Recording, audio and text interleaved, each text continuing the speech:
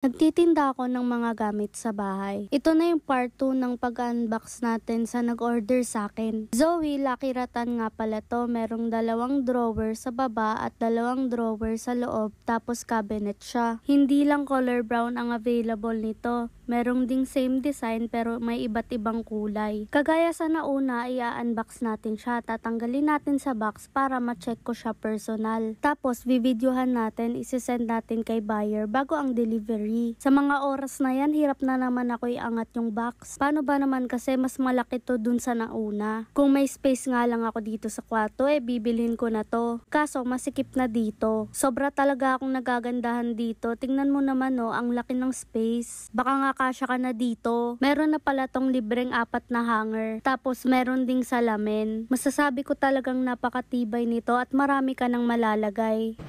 Yan guys, lalagay siyang hanger. Yan ang hanger. Apat na hanger. Uy, yung hanger na matibay. Tapos lalagay ng hanger. Tapos, tingnan natin yung hanger. Wala mirror. Wala ba yung mirror na? Tapos na pero ibabalik ko pa pala sa box. Grabe yung pagod ko pero worth it naman. Mag-order ka na rin ha.